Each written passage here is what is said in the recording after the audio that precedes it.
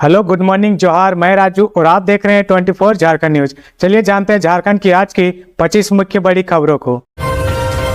धान खरीदी में सरकार करने जा रही बड़ा बदलाव, किसानों को अब मिलेगा एक मुश्त भुगतान। झारखंड सरकार धान की खरीद प्रक्रिया में किसानों को राहत देने के लिए एक महत्वपूर्ण बदलाव करने जा रही। अब तक किसानों को 2 किस्तों में भुगतान किया जाता रहा है, लेकिन आने वाले खरीफ सीजन से सरकार एक मुश्त भुगतान की व्यवस्था लागू करने की तैयारी में है। इसके लिए आवश्यक प्रक्रिया शुरू कर दी गई है।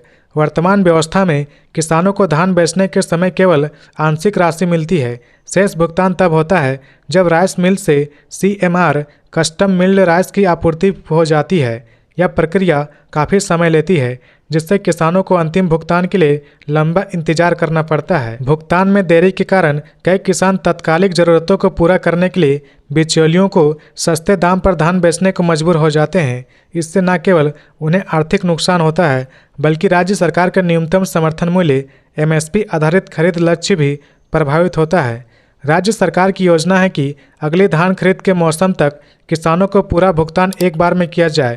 इससे उन्हें समय पर पूरी राशि मिलेगी, आर्थिक रूप से सशक्त होंगे और बिचौलियों की भूमिका स्वतः समाप्त हो जाएगी। सरकार ने इस प्रस्ताव पर काम करने के लिए 3 सदस्यीय समिति गठित की है, जिसमें शामिल है झारखंड राज्य खाद्य निगम के प्रबंध निदेशक, खाद्य एवं उपभोक्ता मामलों के संयुक्त सचिव, भारतीय खाद्य निगम FCI के प्रतिनिधि। बिहार, उड़ीसा और पश्चिम बंगाल जैसे राज्यों में यह प्रणाली पहले से ही लागू है, जहां किसानों को धान बेचते समय पूरी राशि मिलती है।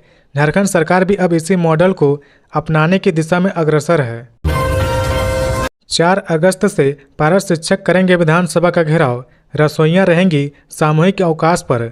राज्य के सहायक अध्यापक, पारा शिक्षक और स्कूलों में मध्याह्न भोजन तैयार करने वाली रसोइया आगामी दिनों में विधानसभा के समक्ष जोरदार प्रदर्शन करने जा रहे हैं। अपनी मांगों को लेकर झारखंड सहायक अध्यापक संघर्ष मोर्चा और झारखंड विद्यालय रसोइया संयोजिका अध्यक्ष संघ ने आंदोलन का ऐलान किया है। संघ के प्रतिनिधि विनोद तिवारी ने बताया कि पारा शिक्षक की मुख्य मांगे में शामिल है समान कार्य के लिए समान वेतन, बर्खास्त किए गए 2000 पारा शिक्षक की सेवा बहाली, अनुकंपा नियुक्ति की प्रक्रिया को शीघ्र पूरा करना, सेवानिवृत्ति की आयु सीमा को 65 वर्ष तक बढ़ाना। झारखंड में भारी बारिश का अलर्ट, 13 जिलों में खतरा। झारखंड में मानसून सक्रिय होने के कारण राज्य के कई जिलों में भारी बारिश की संभावना है। मौसम विभाग ने 29 जुलाई को 13 जिलों में कहीं कहीं भारी बारिश होने की चेतावनी दी है। इन जिलों में रांची, रामगढ़, बोकारो, हजारीबाग, धनबाद, गिरिडीह, कोडरमा, देवघर, जामताड़ा, दुमका, गोड्डा, पाकुड़ और साहिबगंज शामिल है। मौसम विभाग के अनुसार मानसून टर्फ डाल्टनगंज से होकर गुजर रहा, जिसका प्रभाव झारखंड में भी देखने को मिलेगा। 30 जुलाई तक राज्य के कई जिलों में भारी बारिश के साथ साथ तेज हवाएं चलने की संभावना है। कई जगहों पर 30 से 40 किलोमीटर प्रति घंटे की रफ्तार से तेज हवाएं चल सकती है। 29 जुलाई को देवघर, दुमका, गिरिडीह, गोड्डा, जामताड़ा, पाकुड़, साहिबगंज, हजारीबाग, कोडरमा, रांची, रामगढ़, बोकारो और धनबाद जिले में कहीं कहीं भारी बारिश के आसार है। 30 जुलाई को देवघर, दुमका, गिरिडीह, जामताड़ा, बोकारो और धनबाद में कहीं कहीं भारी बारिश की चेतावनी दी गई है। गिरिडीह में ACB की बड़ी कार्रवाई, भ्रष्टाचार के पुराने मामले में सरकारी क्लर्क के घर छापेमारी। एंटी करप्शन ब्यूरो ACB ने गिरिडीह में भ्रष्टाचार के एक पुराने और चर्चित मामले में कार्रवाई की है। सोमवार को धनबाद ACB की टीम सरकारी क्लर्क प्रदीप गोस्वामी के घर छापेमारी कर रही है। 5 गाड़ियों से ACB की टीम पंजाबी मोहल्ला स्थित प्रदीप के घर पर पहुंची और कागजात की जांच कर रही। उल्लेखनीय है कि प्रदीप दास पहले जिला स्थापना शाखा में पदस्थापित थे। इसके बाद इनका स्थानांतरण पीरटांड़ प्रखंड कार्यालय में हो गया। प्रदीप के खिलाफ पूर्व में ही आय से अधिक संपत्ति के मामले पर शिकायत दर्ज हुई है। गिरिडीह के सुनील लहरी ने यह शिकायत दर्ज करवाई थी। जानकारी के अनुसार प्रदीप गोस्वामी वर्तमान में जिले के पीरटांड़ प्रखंड में कार्यरत है। हालांकि यह मामला तब है जब वह गिरिडीह परिवहन विभाग में प्रतिनियुक्त थे। सूत्रों के मुताबिक उसी दौरान शहर के एक व्यक्ति ने प्रदीप गोस्वामी पर गंभीर भ्रष्टाचार के आरोप लगाते हुए ACB में शिकायत दर्ज करवाई थी। इसी शिकायत की जांच के सिलसिले में ACB की छापेमारी चल रही है। 2500 एम्बुलेंस कर्मी हड़ताल पर, सम्मान फाउंडेशन व कर्मचारी संघ के बीच विवाद गहराया। झारखंड में 108 एम्बुलेंस सेवा संकट में आ गई है। श्रावणी मेले को देखते हुए देवघर को छोड़कर राज्य के सभी जिलों में यह सेवा पूरी तरह से ठप हो चुकी है। झारखंड प्रदेश एम्बुलेंस कर्मचारी संघ के तहत लगभग 2500 एम्बुलेंस कर्मियों ने अनिश्चितकालीन हड़ताल शुरू कर दी है। कर्मचारी संघ और 108 एम्बुलेंस सेवा का संचालन करने वाली संस्था सम्मान फाउंडेशन के बीच कई मुद्दों पर लंबे समय से विवाद चल रहा। कर्मचारी संघ का कहना है कि 26 जून को संस्था के साथ 9 बिंदुओं पर आपसी सहमति बनी थी, जिसमें प्रमुख रूप से पीएफ, भविष्य निधि, ईएसआईसी, स्वास्थ्य बीमा, राष्ट्रीय स्वास्थ्य मिशन के तहत न्यूनतम मानदेय, श्रम कानून के तहत औपचारिक नियुक्ति, निलंबित कर्मियों को बहाली जैसे मांगें शामिल थी। संघ का आरोप है कि संस्था द्वारा समझौते के बावजूद इन मांगों को अब तक लागू नहीं किया गया, जिससे मजबूर होकर राज्य भर के कर्मचारियों को हड़ताल पर जाना पड़ा। क्योंकि श्रावणी मेला इन दिनों देवघर में पूरे जोर पर है और लाखों श्रद्धालु बाबा बैद्यनाथ मंदिर पहुंच रहे। इस स्थिति को देखते हुए देवघर जिले को हड़ताल से फिलहाल छूट दी गई है। हाल ही में स्वास्थ्य मंत्री डॉक्टर इरफान अंसारी ने इस विवाद को संघ की राजनीति बताया था। हालांकि अब तक सरकार या सम्मान फाउंडेशन की ओर से इस मामले में कोई ठोस या आधिकारिक प्रतिक्रिया सामने नहीं आई है। हड़ताल के चलते सड़क दुर्घटनाओं, गंभीर बीमारियों, प्रसव आदि जैसे आपात स्थिति में मरीजों को भारी परेशानियों का सामना करना पड़ रहा। अगर जल्द इस मामले का समाधान नहीं हुआ तो राज्य की आपात स्वास्थ्य सेवा पूरी तरह से चरमरा जाएगी। केंद्रीय मंत्री संजय सेठ को धमकी देने वाले आरोपी को रांची पुलिस ने किया गिरफ्तार। केंद्रीय मंत्री संजय सेठ को जान से मारने की धमकी देने के आरोप में रांची पुलिस ने एक व्यक्ति को गिरफ्तार किया है। यह कार्रवाई डीआईजी सह वरिष्ठ पुलिस अधीक्षक चंदन सिन्हा के गठित पुलिस की टीम के द्वारा की गई है। मिली जानकारी के अनुसार आरोपी ने संजय सेठ को जान से मारने की धमकी नशे की हालत में दी थी। फोन करने वाले ने कहा था कि उसने कई लोगों की हत्या की और मंत्री की बारी है। इसके बाद धमकी देने वालों की तरफ से एक मैसेज भी आया था जिस पर लिखा था कि आप पर गोली चलेगी, जिसके बाद पुलिस ने त्वरित कार्रवाई करते हुए एक आरोपी को गिरफ्तार कर लिया। धमकी मिलने की सूचना रक्षा राज्य मंत्री संजय सेठ ने रांची और दिल्ली पुलिस को दी थी, जिसके बाद रांची पुलिस सक्रिय हो गई और एसएसपी चंदन सिन्हा के नेतृत्व में टीम का गठन कर कार्रवाई की गई और आरोपी को गिरफ्तार कर लिया गया, जिसकी अन्य जानकारी पुलिस के द्वारा प्रेस कॉन्फ्रेंस आयोजित कर दी गई। रांची से बड़ी खबर, लापरवाह पुलिस कर्मियों पर एसएसपी का कड़ा एक्शन, 9 पुलिसकर्मी सस्पेंड। रांची में कानून व्यवस्था को लेकर सख्त रुख अपनाते हुए एसएसपी ने बड़ी कार्रवाई की है।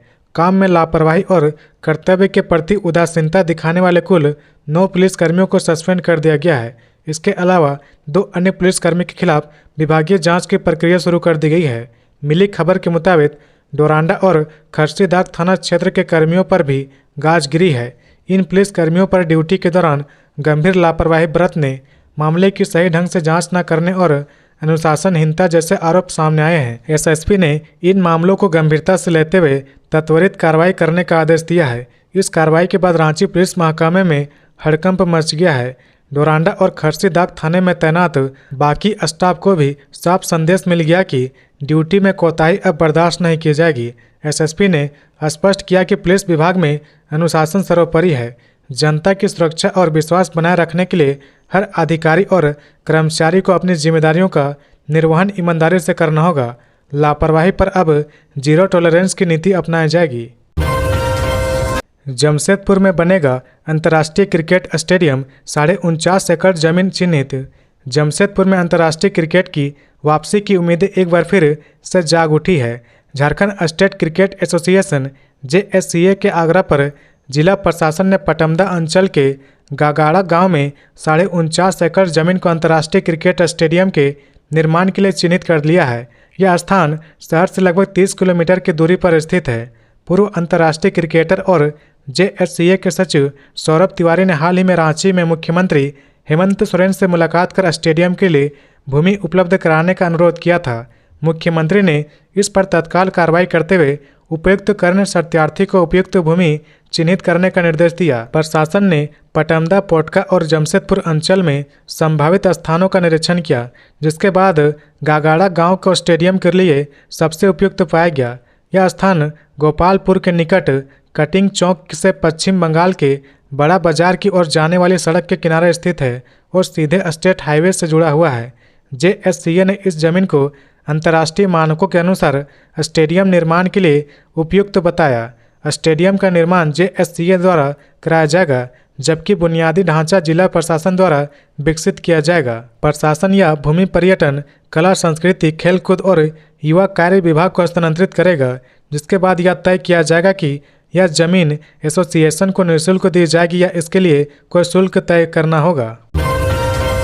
झारखंड सरकार को सुप्रीम कोर्ट की फटकार, कहा 14 अगस्त तक JSSC के सभी कैटेगरी का रिजल्ट जारी करे।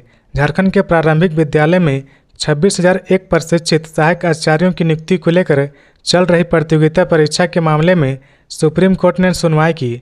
झारखंड सरकार और JSSC के रवैये पर सर्वोच्च न्यायालय ने सख्त नाराजगी जताई।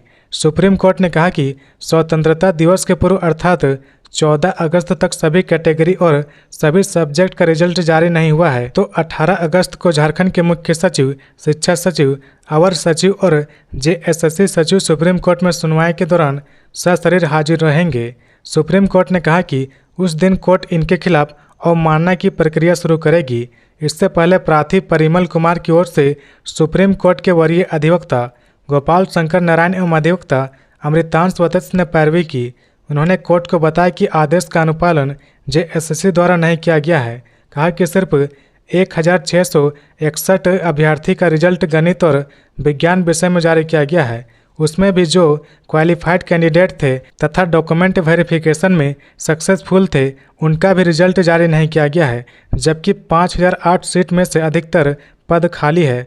प्रार्थी परिमल कुमार की अवमानना याचिका पर सुनवाई के दौरान सुप्रीम कोर्ट ने सरकार को फटकार लगाई है।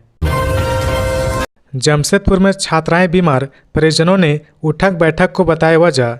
जमशेदपुर के पटमदा प्रखंड स्थित कस्तूरबा गांधी बालिका आवासीय विद्यालय में सोमवार को एक गंभीर मामला सामने आया है, जब विद्यालय की 5 छात्राएं अचानक बीमार पड़ गई। सभी छात्राओं को गंभीर हालत में MGM अस्पताल जमशेदपुर में भर्ती कराया गया। प्रारंभिक जांच में फूड पॉइजनिंग की आशंका जताई जा रही बीमार छात्राओं की पहचान पूर्णिमा महतो, मनीषा दयावती, परमानिक और अष्टमी महतो के रूप में की गई है। सूत्रों के अनुसार सभी की स्थिति अब स्थिर है और उनका इलाज MGM अस्पताल के बाल वार्ड में जारी है। बीमार छात्राओं के परिजन ने विद्यालय प्रशासन पर गंभीर आरोप लगाए हैं। उनका कहना है कि सोमवार सुबह नाश्ता समय पर नहीं दिया गया और जब कुछ छात्राओं ने शिकायत की तो उन्हें सजा के तौर पर उठक बैठक कराने को मजबूर किया गया। परिजनों का आरोप है कि इसी के बाद छात्राओं की तबीयत बिगड़ने लगी। उन्होंने इसे मानसिकता और शारीरिक प्रताड़ना करार दिया, जो बच्चों के स्वास्थ्य के लिए खतरनाक साबित हुआ। विद्यालय की प्राचार्य रजनी मुर्मू ने इस घटना को फूड पॉइजनिंग का मामला बताया है। उन्होंने कहा कि पूरी घटना की जांच कराई जाएगी और अगर किसी भी शिक्षक की गलती पाई जाती है तो उस पर उचित कार्रवाई की जाएगी। रांची में होटल ताज खुलने का रास्ता साफ, जमीन की लीज प्रक्रिया पूरी, नवंबर में हो सकता है शिलान्यास। राजधानी रांची में प्रतिष्ठित ताज होटल के निर्माण का रास्ता अब पूरी तरह साफ हो गया है। सोमवार 28 जुलाई को झारखंड सरकार ने नगर विकास विभाग ने होटल ताज के निर्माण के लिए आवश्यक भूमि की लीज औपचारिक रूप से ताज ग्रुप के नाम कर दी है। यह प्रक्रिया दोपहर करीब 12 बजे रजिस्ट्री कार्यालय में पूरी हुई, जहां विभाग और ताज समूह के अधिकारी मौजूद थे। ताज होटल का निर्माण धुरवा स्थित स्मार्ट सिटी कोर कैपिटल क्षेत्र में किया जाएगा। भूमि की लीज 60 वर्षों के लिए दी गई है, जिसके एवज में ताज ग्रुप ने राज्य सरकार को करीब 4 करोड़ 20 लाख रुपए स्टैंप शुल्क और अन्य फीस के रूप में अदा किए हैं। ताज होटल को कुल 6 एकड़ क्षेत्रफल में विकसित किया जाएगा, जिस पर लगभग 400 करोड़ रुपए की लागत आने का अनुमान है। निर्माण कार्य अगले 4 वर्षों में पूरा होने की उम्मीद है। प्रस्तावित होटल की ऊंचाई लगभग 27 मीटर होगी और यह 40% ग्राउंड कवरेज में निर्मित होगा। होटल में लगभग 200 कमरे होंगे। इसके अलावा इसमें banquet hall, wellness centre, swimming pool और गार्डन जैसी अत्याधुनिक सुविधाएं उपलब्ध होंगी। सरकार का मानना है कि होटल के संचालन से प्रत्यक्ष और अप्रत्यक्ष रूप से लगभग 1,000 लोगों को रोजगार के अवसर मिलेंगे। होटल का शिलान्यास समारोह नवंबर 2025 में आयोजित किए जाने की संभावना है, जिसे लेकर तैयारियां शुरू हो चुकी है। गौरतलब है कि 24 जुलाई 2024 को झारखंड सरकार और टाटा समूह की company Indian hotels limited IHCL के बीच होटल ताज के निर्माण को लेकर समझौता ज्ञापन पर हस्ताक्षर किए गए थे। इस अवसर पर मुख्यमंत्री हेमंत सोरेन और टाटा स्टील के CEO एवं MD TV नगेंद्र मौजूद थे। अनुराग गुप्ता की डीजीपी नियुक्ति मामले में एक सप्ताह बाद सुनवाई, बाबूलाल मरांडी और डीजीपी ने रखा पक्ष। झारखंड के डीजीपी अनुराग गुप्ता की नियुक्ति को लेकर दायर अवमानना याचिका पर सोमवार को सुप्रीम कोर्ट में सुनवाई हुई। यह याचिका भाजपा प्रदेश अध्यक्ष और विधानसभा में नेता प्रतिपक्ष बाबूलाल मरांडी ने दाखिल की है। मुख्य न्यायाधीश BR गवई, न्यायमूर्ति के विनोद चंद्रन और न्यायमूर्ति NB अंजरिया की पीठ के समझ बाबूलाल मरांडी और अनुराग गुप्ता की ओर से पक्ष रखा गया। राज्य सरकार की ओर से वरिष्ठ अधिवक्ता कपिल सिब्बल ने किसी अन्य अदालत में व्यस्त होने के कारण बहस के लिए समय मांगा गया, जिसे कोर्ट ने स्वीकार करते मामले को एक सप्ताह बाद के लिए सूचीबद्ध करने का निर्देश दिया। सुनवाई के दौरान अधिवक्ता प्रशांत भूषण ने प्रकाश सिंह की ओर से हस्तक्षेप याचिका दाखिल की और तर्क दिया कि डीजीपी की नियुक्ति में सुप्रीम कोर्ट द्वारा पूर्व में दिए गए दिशा निर्देशों का उल्लंघन हो रहा।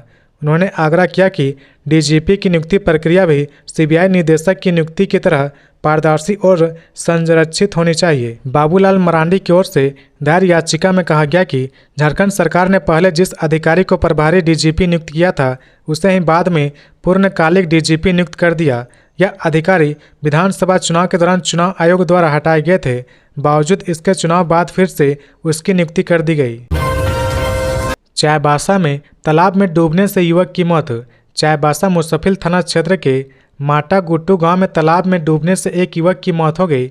मिली जानकारी के अनुसार माटा गुट्टू गांव निवासी 25 वर्षीय विक्रम बुड्डीओली सोमवार को गांव के तालाब में नहाने गया था। नहाने के दौरान पैर फिसलने से वह गहरे पानी में चला गया। वह तैरना नहीं जानता था, जिससे उसकी मौत हो गई। काफ़ी देर बाद जब वह अपने घर नहीं पहुंचा तो परिजन उसे ढूंढते हुए तालाब पहुंचे, जहां विक्रम बुड्डीओली का शव पानी में तैरता मिला। अनन फनन में उसे तालाब से बाहर निकालकर चाईबासा के सदर अस्पताल ले जाया गया, जहां डॉक्टरों ने उसे मृत घोषित कर दिया। विक्रम की मौत की खबर मिलते ही गांव में मातम छा गया। परिजनों का रो रो कर बुरा हाल है। झारखंड में 108 एम्बुलेंस के लिए खरीदे जाएंगे और 339 वाहन। राज्य में डायल 108 निःशुल्क एम्बुलेंस सेवा को सुलभ और गति प्रदान करने के लिए 339 एम्बुलेंस वाहन को खरीदने की तैयारी चल रही है। एम्बुलेंस सेवा के बेड़े में नए वाहनों को शामिल होते ही राज्य के दूर दराज से मरीजों को समय पर अस्पताल पहुंचाया जा सकेगा। 15 नवंबर 2017 से राज्य में यह सेवा शुरू की गई थी। इसमें 287 बेसिक लाइफ सपोर्ट एम्बुलेंस और 50 एडवांस लाइफ सपोर्ट वाले एम्बुलेंस को शामिल किया गया था। शुरुआत से अब तक इन सेवा के माध्यम से करीब 50 लाख मरीजों को अस्पताल पहुंचाया गया है। वहीं वर्ष 2023 में 206 अतिरिक्त एम्बुलेंस सेवा में शामिल की गई थी। सूत्रों ने बताया कि जो 206 एम्बुलेंस की खरीदारी की गई थी, वह बड़े आकार के वाहन है। इन वाहनों को ग्रामीण इलाकों में पहुंचाना मुश्किल भरा होता है। कई बार इसमें तकनीकी खराबी आती है, जिससे इंजन बार बार गर्म हो जाता है। एयर कंडीशन की सेवाएं भी मुसीबत में डालती है। वहीं वर्ष 2017 में जिन वाहनों की खरीदारी की गई थी, वह इतने वक्त से चलने के बाद बेहतर तरीके से काम कर रहे हैं। ऐसे में बाद में खरीदे गए वाहनों की जगह छोटे एम्बुलेंस खरीदे जाने चाहिए, जिससे वाहनों की पहुंच ग्रामीण इलाकों तक हो सके। झरिया में नकली शराब फैक्ट्री का भांडाफोड़, लाखों की शराब व उपकरण जब्त। धनबाद पुलिस को अवैध शराब कारोबार के खिलाफ बड़ी सफलता हाथ लगी है। पुलिस ने झरिया थाना क्षेत्र के भागा 2 नंबर में रविवार को छापेमारी कर नकली अंग्रेजी शराब की मिनी फैक्ट्री का भांडाफोड़ किया। मिनी फैक्ट्री से लाखों रुपए की तैयार नकली शराब, पैकिंग मशीनें, खाली बोतलें, ढक्कन, रैपर व अन्य सामग्री बरामद की गई। यह जानकारी सिंदरी SDPO आशुतोष कुमार सत्तर ने सोमवार को झरिया थाने में प्रेस वार्ता में दी। उन्होंने बताया कि पुलिस को गुप्त सूचना मिली थी कि विजय यादव नामक व्यक्ति अपने घर में नकली अंग्रेजी शराब बना रहा। झरिया पुलिस ने त्वरित कार्रवाई करते हुए छापेमारी कर आरोपी विजय यादव को गिरफ्तार कर लिया। SDPO ने बताया कि विजय यादव ने पूछताछ में अपने 2 सहयोगियों के नाम भी बताए हैं, जो झारखंड बिहार में अवैध शराब से जुड़े मामले में वांछित है। पुलिस उनकी गिरफ्तारी के लिए लगातार छापेमारी कर रहे। SDPO ने बताया कि जब्त शराब और सामान की कीमत लाखों रुपए है। इस कार्रवाई के बाद क्षेत्र में अवैध शराब कारोबारियों के बीच हड़कंप मच गया है। जमशेदपुर में मंदिर सजाने गए युवक का मिला शव, बीच सड़क में आगजनी। जमशेदपुर के कृष्णा नगर गोड़ बस्ती निवासी 26 वर्षीय विशाल महतो की संदिग्ध हालत में मौत का मामला सामने आया है। सोमवार सुबह उसका शव रोड नंबर 1 स्थित एक मकान की छत पर पाया गया। घटना के बाद क्षेत्र में सनसनी फैल गई। परिजनों के अनुसार विशाल रविवार रात करीब 11 बजे सूर्य मंदिर सजाने की बात कहकर घर से निकला था। उसने घर वालों से यह भी कहा था कि वह देर रात फ़ोन करेगा और लौट आएगा। रात करीब 1 बजे पिता विकास महतो ने जब उसे कॉल किया तो उसका मोबाइल फ़ोन स्विच ऑफ मिला। सुबह करीब 5 बजे परिजनों को पुलिस से सूचना मिली कि विशाल का शव एक मकान की छत पर पड़ा है। पुलिस के मुताबिक घटनास्थल से मृतक का मोबाइल फ़ोन भी बरामद किया गया।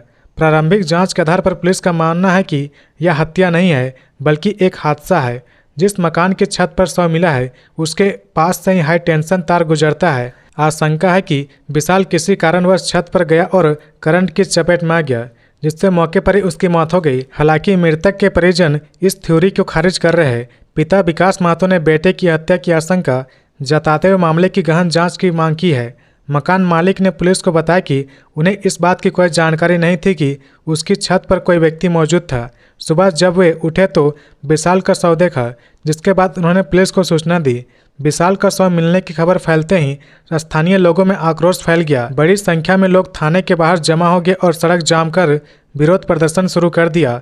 फिलहाल पुलिस ने शव को पोस्टमार्टम के लिए भेज दिया और आक्रोशित लोगों को शांत कराने का प्रयास की। गुमला सदर अस्पताल परिसर में 108 एम्बुलेंस कर्मियों का धरना, स्वास्थ्य व्यवस्था प्रभावित। गुमला स्वास्थ्य विभाग में संचालित 108 एम्बुलेंस के ड्राइवर सहित अन्य कर्मी अपनी विभिन्न मांगों को लेकर गुमला सदर अस्पताल परिसर में धरने पर बैठ गए हैं। उन्होंने बताया कि सम्मान एजेंसी के द्वारा 108 एम्बुलेंस का संचालन हो रहा, लेकिन एजेंसी ना तो उनके हितों का ख्याल रखती है, न ही एम्बुलेंस की स्थिति को सही कर रखती है। उन्होंने कहा कि उनकी सेवा के अनुरूप उन्हें मान सम्मान भी नहीं मिल रहा। धरना पर बैठकर उन्होंने सरकार तक अपनी विभिन्न मांगों को पहुंचाने की बात कही।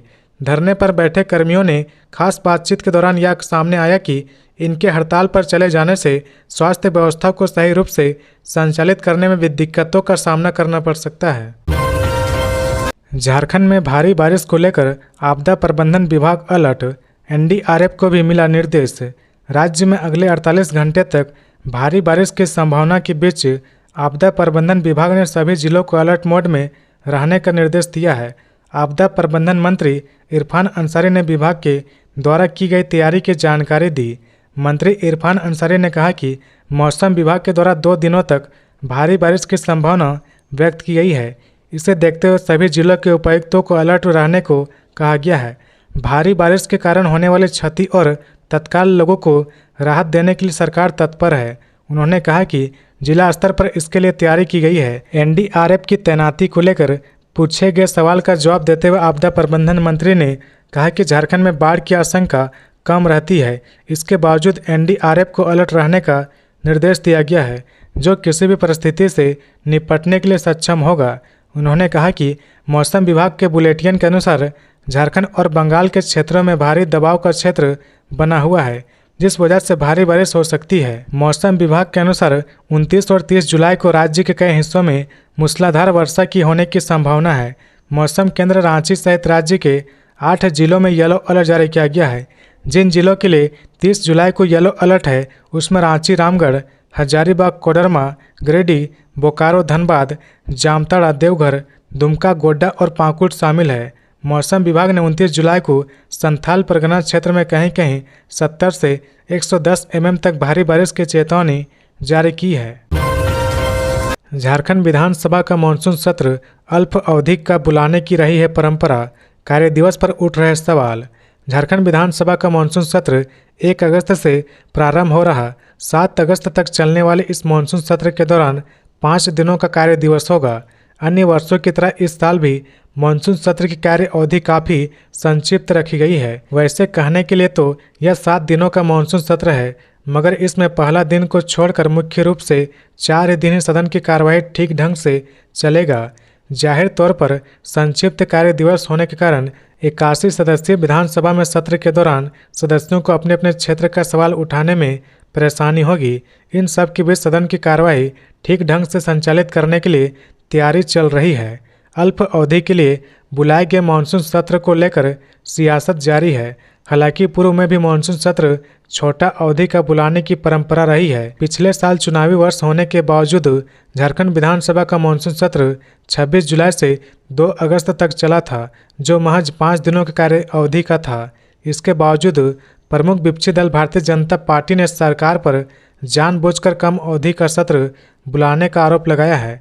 पार्टी के मीडिया प्रभारी शिव पूजन पाठक कहते हैं कि कहने के लिए यह मानसून सत्र 7 दिनों का है, मगर इसमें 4 दिन ही कामकाज होंगे। कम अवधि होने के बावजूद भारतीय जनता पार्टी सदन में सरकार को घेरने से नहीं चूकेंगे।